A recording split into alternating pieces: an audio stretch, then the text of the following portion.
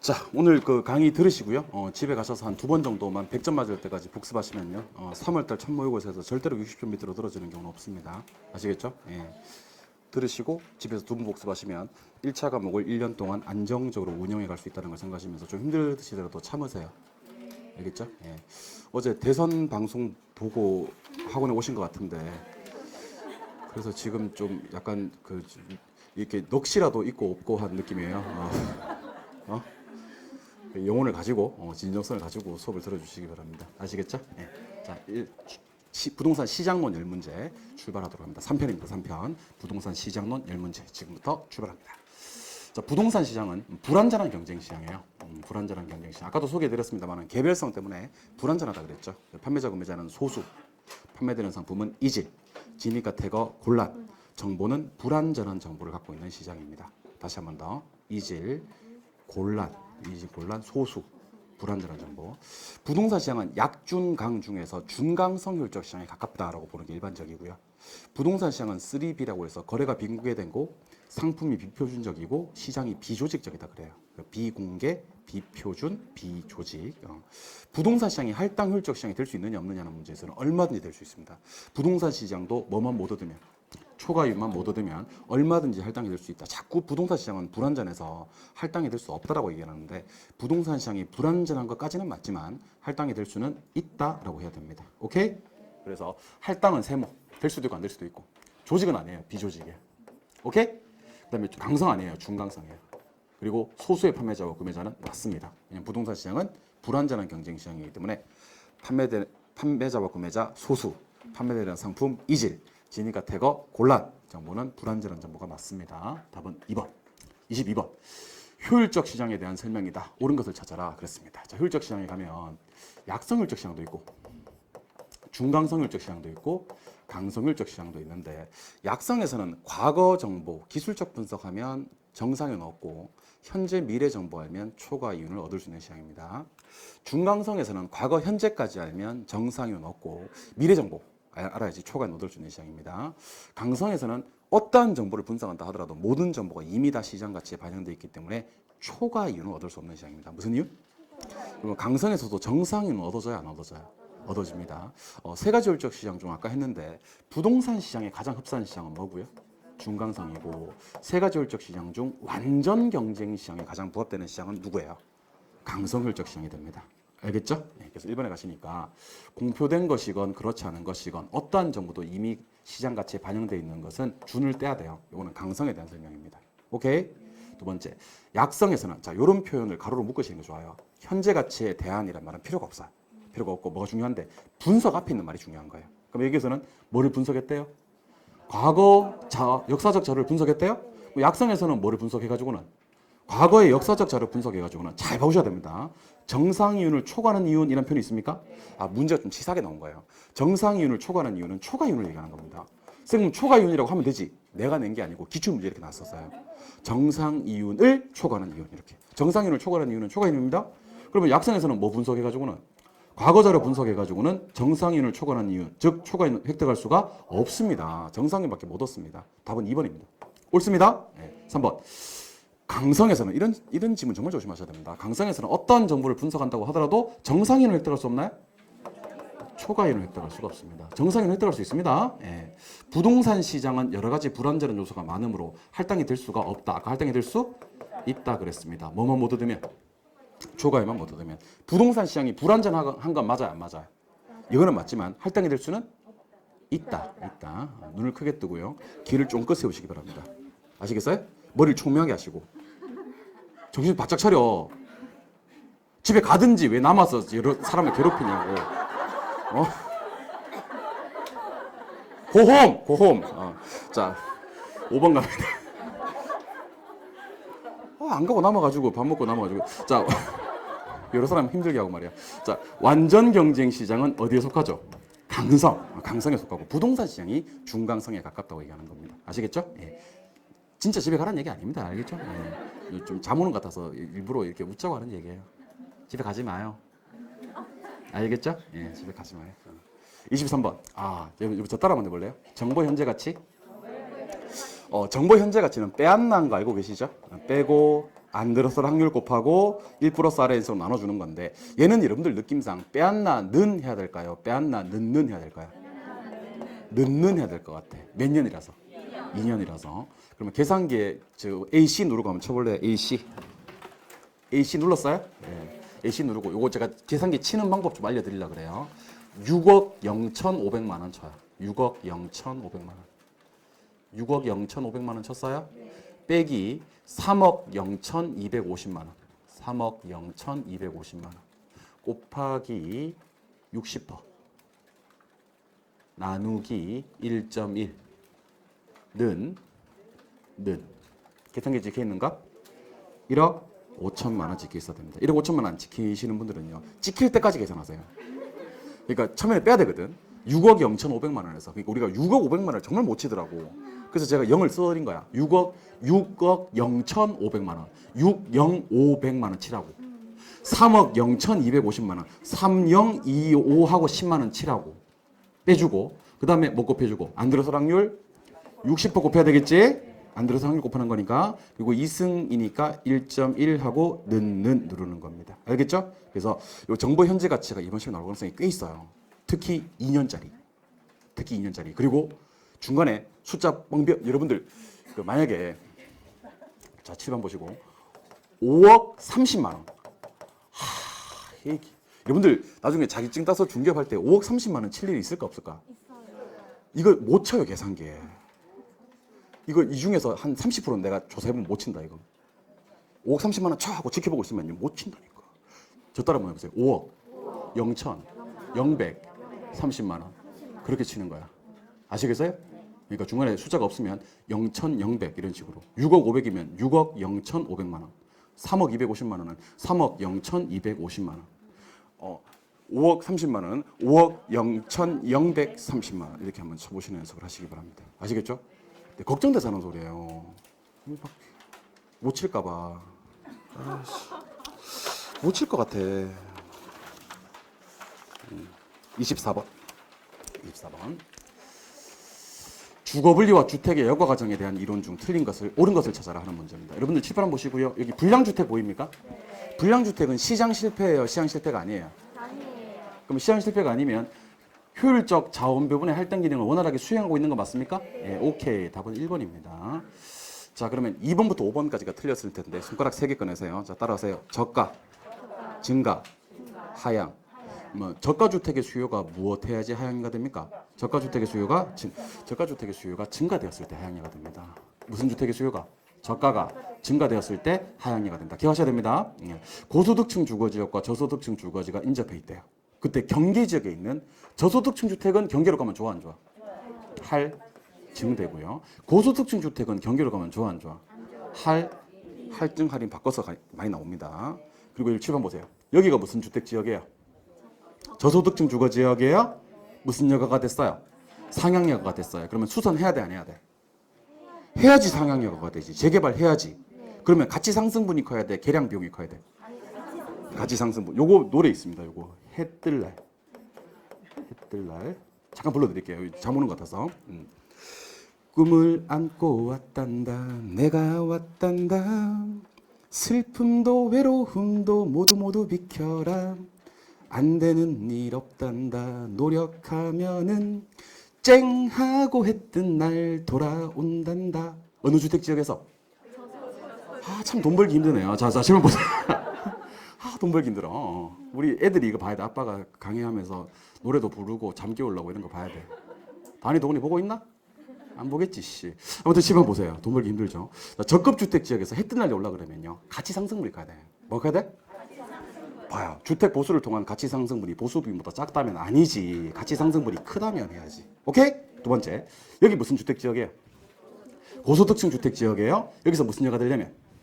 하연이가 되려면. 자, 서유석이 부릅니다. 가는 세월. 가는 세월. 이 노래 좋아요. 집에 가시는 길에 유튜브에서 서유석의 가는 세월 한번 쳐보시기 바랍니다. 잠깐 불러드릴게요.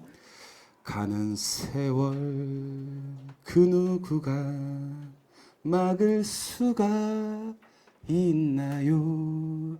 흘러가는 시냇물을 잡을 수가 있나요? 좋지 않습니까? 뭐 됐어. 박수까지 바라려고 한 건 아니고.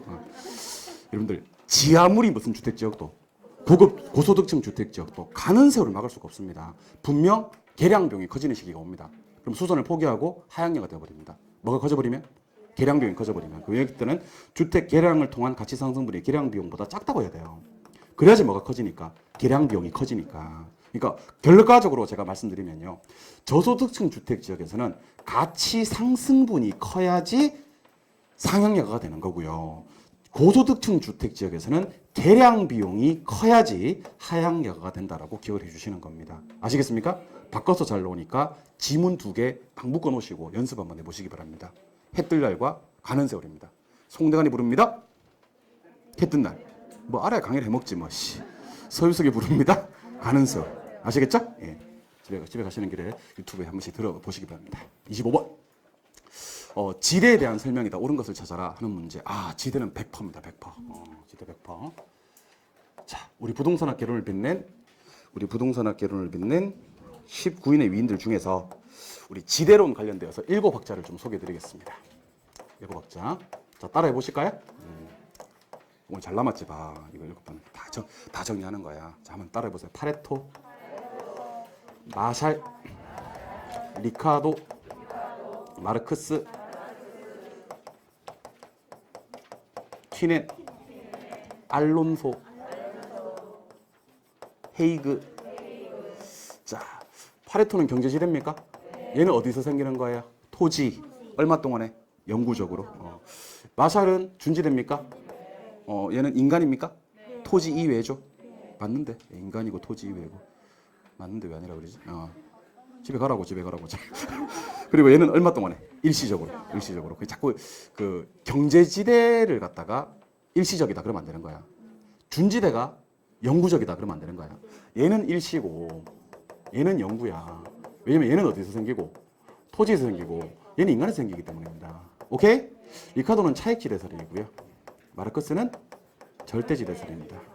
리카도의 차익지대설에서는 이런 단어가 등장합니다. 뭐 비옥도, 토지 질적 차이, 수학 체감. 한기지 지대 있어 없어? 없어요. 원래 한기지는 지대가 없는 곳이에요. 그 곡물 가격이 지대 결정합니까? 지대가 곡물 가격 결정합니까? 곡물 가격이 지대 결정합니다. 그러면 지대가 뭔지 아세요? 지대는 곡물 가격에서 비용을 빼고 남은 잉여, 불로소득으로 보는 겁니다. 그러면 지대는 비용이 아니야? 아니야. 지대는 비용이 아니고 비용 빠지고 남은 잉여, 불로소득으로 보는 겁니다. 그게 말해서 마르크스의 절대지대설은 토지를 소유하고 있다는 독점적 지위만으로도 지대가 발생한다고 보는 겁니다. 요구하면. 한계지서도 요구할 수 있나? 네. 지대가 존재? 유일한 지대설입니다. 지대가 먼저 올라요. 항상 지대가 먼저요. 지대가 먼저 오르고 곡물 가격을 올라갑니다. 그럼 지대는 곡물 가격을 상승시키는 비용으로 보는 관점입니다. 생산비로 보는 관점. 그래서 지대를 불로소득이나 잉여로 보는 건 리카도의 차익지대설이고 지대는 비용으로 바라보는 관점, 생산비로 바라보는 관점이 마르크스의 절대지대설입니다. 오케이? 얘는 한계지 지대 있고요, 없고요? 없고요. 얘는 한계지 지대. 티넨의 위치지대설은 위치를 결정하는 가장 중요한 항목을 뭐로 보고 있죠? 수송비. 그럼 여러분들 외곽으로 갈수록 지대는 점점 올라갑니까? 하락합니까? 하락을 하는 이유가 뭔지 아세요? 외곽으로 가면 갈수록 뭐가 많이 드니까? 수송비가 많이 드니까 지대가 떨어질 수밖에 없다는 겁니다. 수송비 강조하신 분 3분. 뒤해배 3분 알아야죠. T가 뭐야? 튀넨, 헤이그. 좋아요, 배버. 알론소는 무슨 지대설? 입찰지대설. 입찰지대설은 손가락 위로 딱 치켜 올리면 됩니다. 지대 지불 능력이 뭐 있는 놈한테? 최대인 놈한테, 최고인 놈한테 토지용이 할당이 이루어진다. 이 말이 꼭 나와야 됩니다. 지대 지불 능력이 가장 최고인 놈한테 토지용 할당이 된다. 헤이그는 마찰 비용 이론인데 이 마찰 비용에서 마찰을 야기하는 가장 중요한 요인이 뭐다? 수송비. 그러면 헤이그도 수송비 강조했네? 왜냐면 수송비 강조하신 분에 누가 있으니까? 뒤에 배가 있으니까. 시험에 나올 때 수송비가 교통비나 운송비로 나와도 괜찮습니다. 예, 그럼 한번 해볼게요. 파레토의 경제지대, 마샬의 준지대, 리카도의 차익지대, 마르크스의 절대지대, 튀넨의 위치지대, 알론소의 입찰지대, 헤이그의 마찰 비용이로. 당분간은요 암기 코드를 쓰지 말고 그냥 한번 연습을 한번 해보세요. 그러면 나중에 문제가 나왔을 때 이게 좀 그려지는 단계가 옵니다. 단순 암기를 하시면 이게 안 그려져서 그래요. 출제 가능성이 100%인 놈입니다. 100%. 지대로는 기억하셔야 됩니다. 여러분 7명 외워놓고 한 문제 맞출 수 있으면 할만하지 않나? 할만해요. 할만하다. 할만해요. 아시겠죠? 네, 문제 풉니다. 1번, 2번은요. 1번, 2번은 자 보세요. 준지대는 토지 이외에서 생기는 건 맞는데 영구적이 아니죠? 일시적이고. 마샬의 지대는 파레토 지대가 아니죠? 먼 지대, 준지대고. 위치 지대설에 따르면 중심지에서 거리가 멀어질수록 지대는 점점 상승해 하락해요. 하락하는 이유가 뭐가 많이 드니까? 소정비가 많이 드니까. 이 얘기 하신 분 누구예요? 튀넨입니다. 튀넨. 절대지대설에 따르면 지대는 잉여가 아니고 비용이다. 생산비다. 예, 그렇습니다. 지대를 잉여로 보는 건 리카도의 차익지대설이고 지대를 비용으로 보는 건 마르크스의 절대지대설이 맞습니다. 유명합니다. 기억하시기 바랍니다. 5번. 입찰지대설은 손가락 위로 치켜둔다 그랬죠. 지대 지불 능력이 최소입니까? 최대입니까? 최대 지불 용이하게 할당이 된다는 거 기억하셔야 됩니다. 오케이? 답은 4번, 26번. 도시 성장 구조 이론입니다. 칠판 한번 보실까요? 도시 성장 구조 이론. 여러분들 혹시 이 사람 누군지 아세요? 이 사람은요? 이 사람은요? 오케이.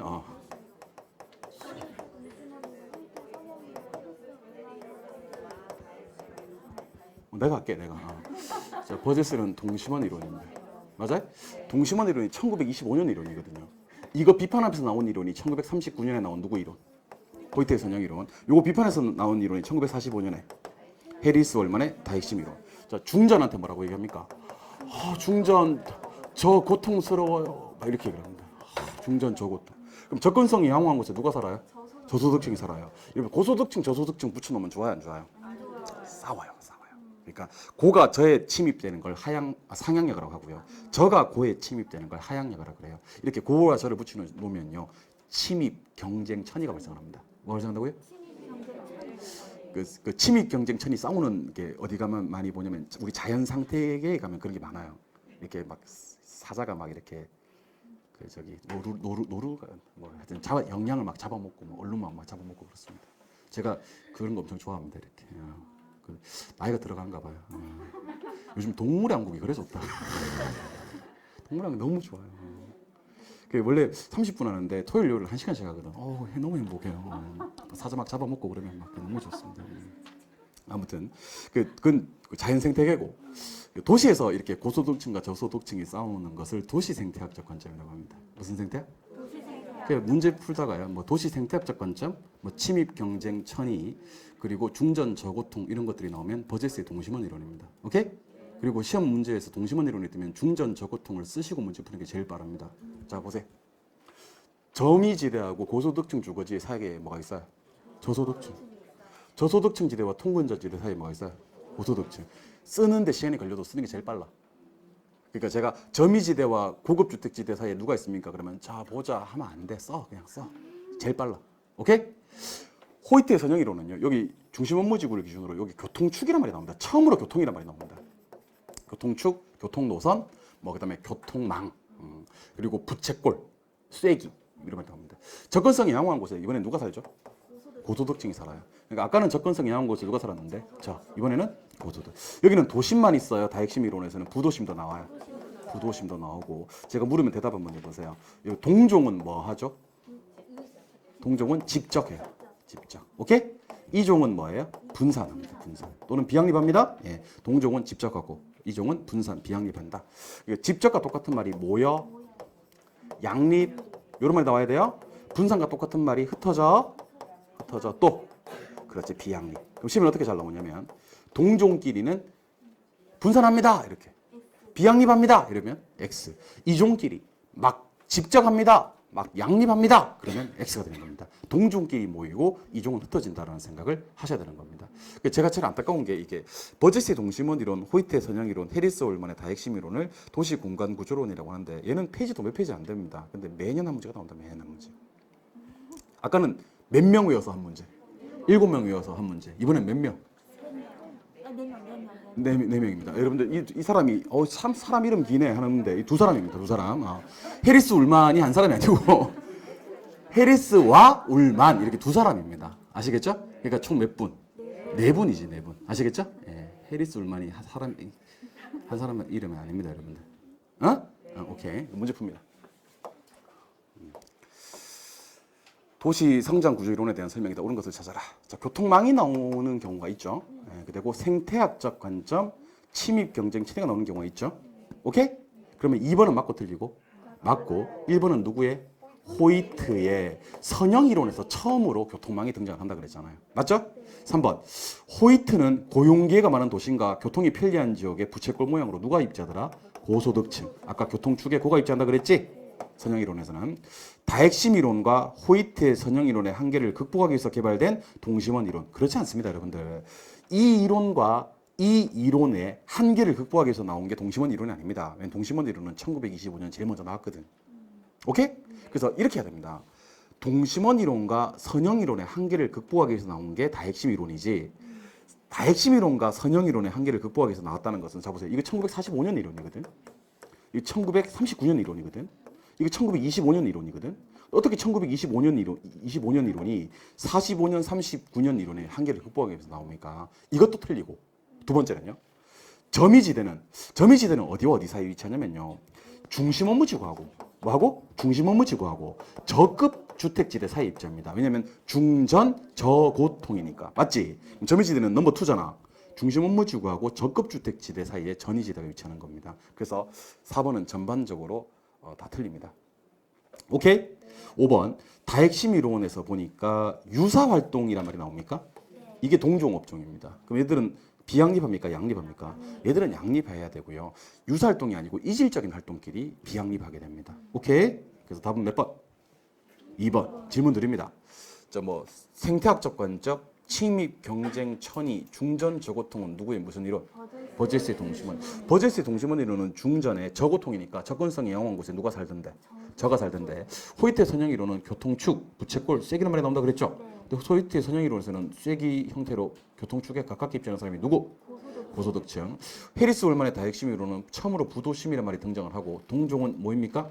이종은 흩어집니까? 네, 기억하시기 바랍니다. 되셨나요? 네, 좋아요. 27번. 다음은 서비스업의 입지론에 대한 설명이다. 옳은 것을 찾아라 하는 문제. 또 학자. 우리 지금까지 몇 번 했죠? 아는지를 물은 게 아니잖아. 몇 명이는지 물었잖아. 지대 7명, 내부 구조로 4명. 오케이? 그 다음에 이제 7분 더 할 겁니다. 자, 크리스탈러 있고요. 레일리 있고요. 컨버스 있어요. 컨버스. 허프.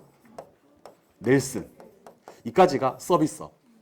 그 다음에 베버, 레쉬. 이번엔 두 글자씩만 쓰겠습니다. 크리스탈러, 레일리, 컨버스, 허프, 넬슨, 베버, 레쉬. 출발합니다. 크리스탈러는 중심지 규모가 달라지면 상권의 규모가 달라진다는 걸 실증한 중심지론 주장하신 분 맞나?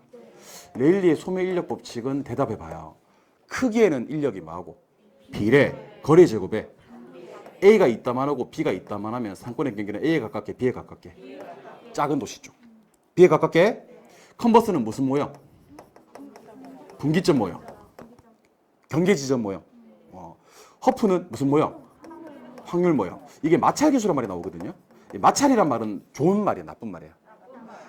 여러분들 요즘 와이프랑 아니면 그 남편이랑 마찰이 있대. 좋은 말이야, 나쁜 말이야. 마찰은 나쁜 뜻입니다. 그래서 어떤 나쁜 뜻이냐면 가기 힘들게 만드는 겁니다. 저항값으로 이해하시면 됩니다. 자, 그러면 교통 조건이 불량하거나 일상용품이면 조금만 멀어져도 가려고 해요, 안 가려고 해요? 마찰 교수값이 커집니다. 근데 백화점에 파는 전문품이나 교통 조건이 양호하면 저항을 많이 해야 안 해요? 안 하죠. 저항값, 마찰 교수값이 작아집니다. 그래서 전문품이나 교통 조건이 양호하면 마찰값은 작아진다, 저항값은 작아진다. 기억하시는 거예요. 넬슨은 소매 입지 원칙을 주장하신 분입니다. 넬슨은 소매 입지론이라고 하는데 몇 가지 원칙? 8가지 원칙. 행복지수가 상당히 높은 네팔이라는 나라가 있습니다. 무슨 나라? 네팔. 8가지 원칙 제시하신 분 네팔 기억하시기 바랍니다. 아시겠죠? 네팔 아시죠? 히말라야. 자, 베버는 최소 비용 이론, 레시는 최대 수요 이론. 베버의 최소 비용 이론에서 비용을 결정하는 항목이 수송비하고 임금하고 집정력이 있는데, 수송비와 임금은 최소가 돼야 되고요. 집정력은 최대가 돼야 되고요. 가장 강조된 건 수송비. 수송비 강조하신 세 분. 뒤에 배. 오케이. 최대 수요 이론은 공급 측면이 아니고 수요 측면, 이윤 극대화를 주장한 겁니다. 이윤 극대화. 오케이? 예, 그래서 입지선정 이론의 7분 한번 제가 운을 띄워볼게요. 중심지론 주장하신 클리살러, 인력법칙, 중력법칙 주장하신 레일리, 분기점 경계 모형 제시한 컨버스, 큰 버스 아니라 그랬어요. 큰 버스 아니고 컨버스. 그 다음에 확률 모형 주장하신 확률 모형. 소매 입지 8가지, 8원칙 주장하신 분 넬슨, 네팔 이렇게. 그다음에 최소 비용 이론 주장하신 분은 비읍으로 끝나는 베버, 수요 이론 주장하신 분은 레쉬. 베버의 최소 비용 이론에서 비용을 결정하는 가장 중요한 항목은 수송비 강조하신 분 세 분은 퇴배 기억하시면 좋겠습니다. 오케이? 이렇게 공부를 하시다 보면 나중에는요, 안 외웠는데 외워지는 놀라운 경험을 하게 될 겁니다. 그게 우리 공부에서 최고봉입니다. 출발합니다. 허프는 확률을 주장하셨고요. 이 확률은 수거면 때문에 결정이 됩니다. 뭐요? 수거면. 맞아요, 틀려요? 답은 1번 끝. 2번. 허프 확률 모형에서 전문품. 이거 뭐라도 가요, 안 가요? 가요. 저항을 많이 해야 안 해요? 마찰 계수값이 작습니다. 오케이? 레일리의 소멸력 법칙에 따르면 두 개 도시 상거리 흡입력은 인구에는 뭐하고? 비례하고 거리의 제곱에는 뭐한다? 반비례. 비례 반비례 좀 구분하셔야 됩니다. 네. 요거는 그림을 그리는 게 제일 좋아요. A가 크고 B가 작아요. 어디에 가깝게? B에 가깝게. 점포입지 8가지 원칙을 제시한 분은요, 크팔이야 네팔이야? 앙커팔 넬슨입니다. 넬슨. 오케이? 소매입지론 주장하신 분은 네팔. 크리스탈로는 중심지론 주장하신 분입니다. 오케이? 실제로 이 정도 끔 문제가 나와도요, 우리 환장하고 들립니다. 환장하고. 그러니까 그 학자들은요, 총 9분, 헨리 조지까지 포함하면, 토지 단일세론 주장하신 헨리 조지까지 포함하면 19분인데, 작년 기준으로도 3문제, 최소 2문제씩은 꼭 나옵니다. 아시겠죠? 학자와 가깝게 지내시기 바랍니다. 답은 몇 번? 1번. 28번 문제는 정답만 보고 넘어가겠습니다. 공업입지론 주장하신 분이 2분 계셔요. 최소 비용 이론 주장하신 분은 베버, 최대 수요 이론 주장하신 분은 레시인데, 베버의 최소 비용 이론은요, 수송비하고 인건비 요 두 놈은 최소가 되는 게 맞아. 하지만 집적 이익은 최대가 돼야지 결국 비용을 최소화시킬 수가 있는 거야. 근데 이 문제는요, 수송비, 인건비, 집적 이익이 모두 다 최소가 된다 했기 때문에 틀린 말이라고요.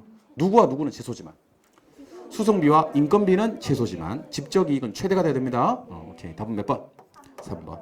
29번. 29번 문제 푸는 방법을 좀 알려드리겠습니다. 일단 레일리의 소멸력 법칙 문제가 시험에 뜨면요, 이렇게 하는 겁니다. A, B, C를 그냥 임의로 쓰시는 겁니다. A, B 가운데 C. A씨는 몇 킬로 떨어져 있대요? 10km. B씨는 20km. A는 인구 7만. B는 인구 42만. 그 다음에 C는 3만.